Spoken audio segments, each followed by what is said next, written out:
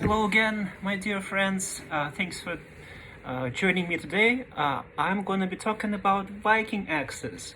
It's one of the biggest misconceptions in popular culture about the kind of axes that they used. It's found anywhere in role-playing games, movies, and so on and so forth. And I will have an example, sort of a replica, to show you some of the differences. So let's start with the replica, which I'm sure most of you will find interesting. It's made by CRKT. It's called Berserker, and so it has this particular shape. It's a medium weight axe, and this is more like what an average person that went a Viking would use. A bearded axe, not too heavy, not too light, but it had to be quite light so that they could strike quickly. Even the strong warriors still needed that speed. This particular axe head is kind of a combination or something in between of a Viking battle axe and a wood axe. And, some of the more poor individuals that had only wooden axe, they would take it into battle if they had to, but a real battle axe would be slender.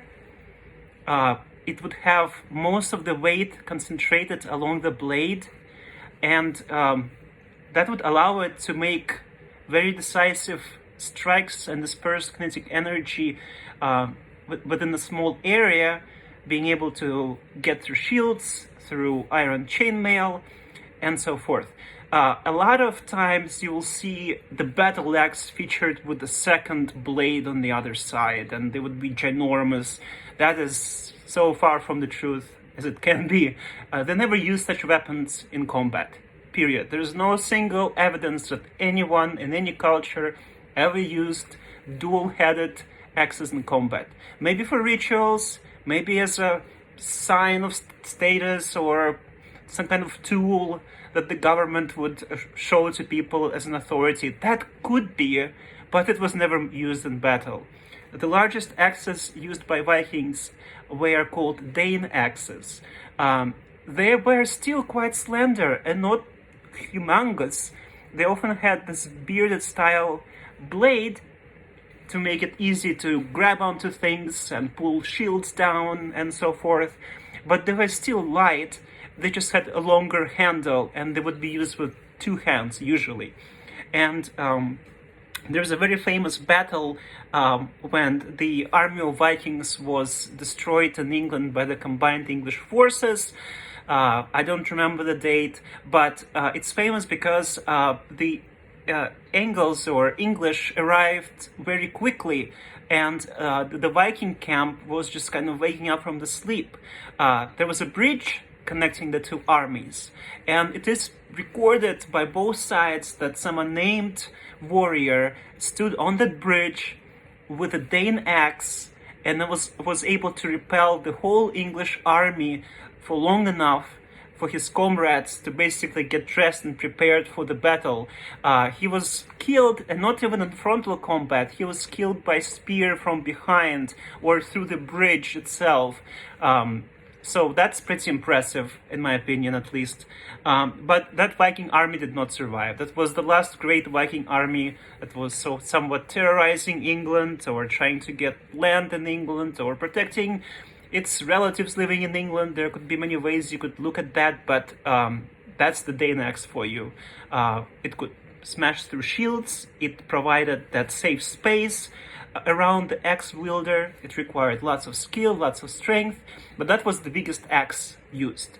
Monster released a new flavor. I'm not being sponsored by them or anything, but I liked it because there is a picture of there are two ravens of Odin, which is awesome, and there's a picture of a shield maiden, and this, I think, is supposed to be the Dane axe, except the size of the axe head here is very exaggerated.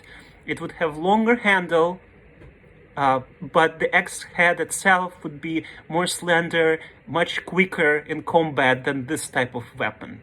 And the Viking on the other side, he wears behind his back axes.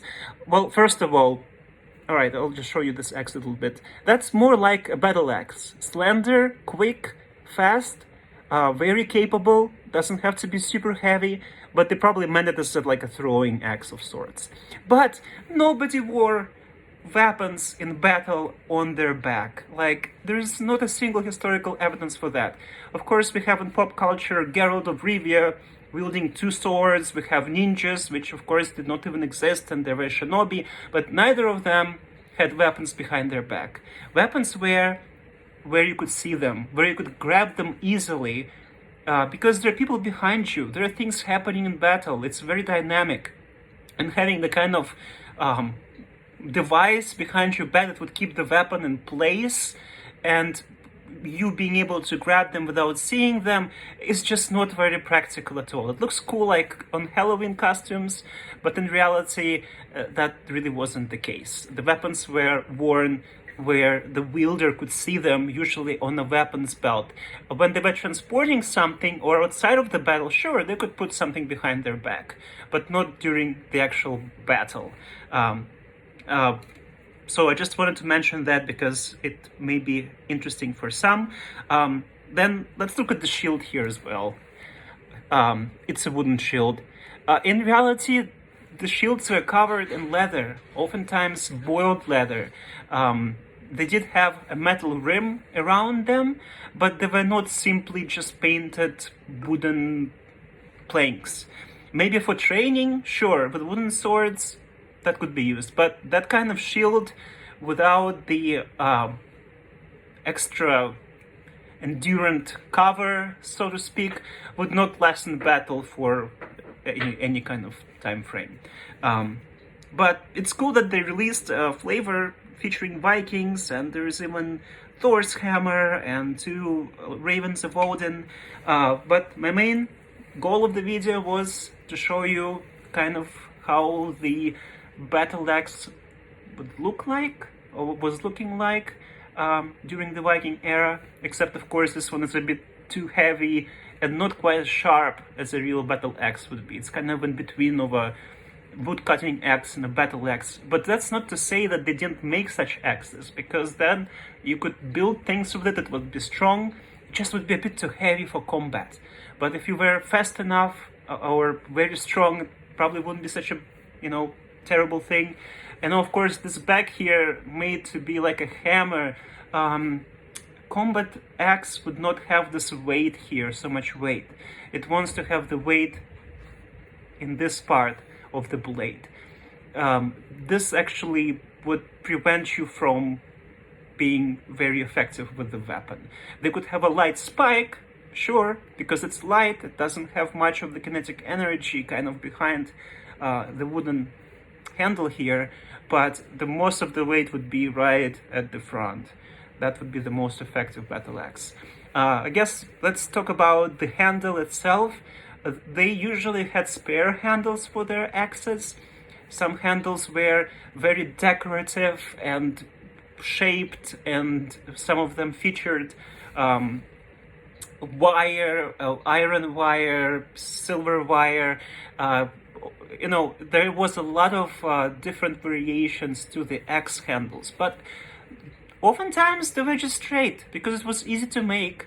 And of course these handles were treated with oil and smoked, and they used different techniques to strengthen the wooden part of the axe, because if you are going out somewhere on a ship in a very salty environment with lots of water around you, even if you do pack your weapons really well in seal skins or some other kind of protective mediums, you're still likely going to get exposure, such as, let's say, 2 Viking ships boarding each other and fighting, and there is water splashing everywhere, and it could be rain, could be blizzard. So they try to protect the wooden parts as much as possible, such as using oils or things like bear, not oil, but bear fat was really good because it would not go rancid and it would stay for a very long time.